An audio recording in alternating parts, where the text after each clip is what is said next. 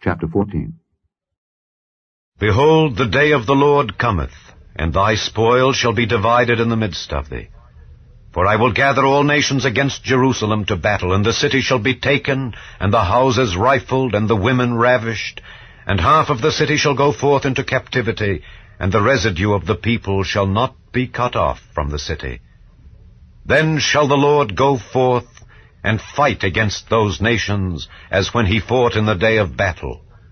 And his feet shall stand in that day upon the Mount of Olives, which is before Jerusalem on the east. And the Mount of Olives shall cleave in the midst thereof toward the east and toward the west, and there shall be a very great valley. And half of the mountain shall remove toward the north, and half of it toward the south.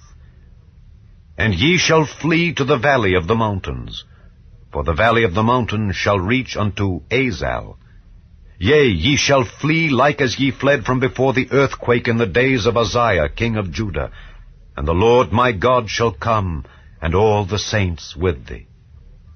And it shall come to pass in that day, that the light shall not be clear nor dark, but it shall be one day which shall be known to the Lord, not day nor night. But it shall come to pass, that at evening time it shall be light. And it shall be in that day that living waters shall go out from Jerusalem, half of them toward the former sea, and half of them toward the hinder sea. In summer and in winter shall it be. And the Lord shall be king over all the earth. In that day shall there be one Lord, and his name one. All the land shall be turned as a plain, from Geba to Rimmon, south of Jerusalem. And it shall be lifted up and inhabited in her place, from Benjamin's gate unto the place of the first gate, unto the corner gate, and from the tower of Hananeel unto the king's winepresses.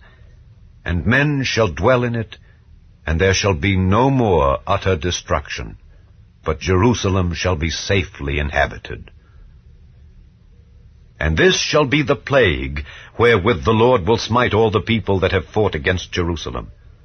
Their flesh shall consume away while they stand upon their feet, and their eyes shall consume away in their holes, and their tongue shall consume away in their mouth. And it shall come to pass in that day that a great tumult from the Lord shall be among them, and they shall lay hold every one on the hand of his neighbor, and his hand shall rise up against the hand of his neighbor.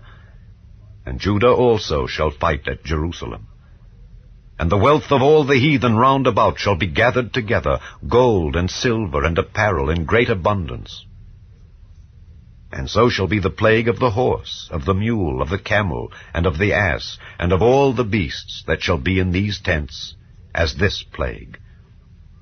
And it shall come to pass that every one that is left of all the nations which came against Jerusalem shall even go up from year to year to worship the King, the Lord of hosts, and to keep the Feast of Tabernacles. And it shall be that whoso will not come up of all the families of the earth unto Jerusalem to worship the King, the Lord of hosts, even upon them shall be no rain. And if the family of Egypt go not up and come not, that have no rain, there shall be the plague, wherewith the Lord will smite the heathen that come not up to keep the Feast of Tabernacles.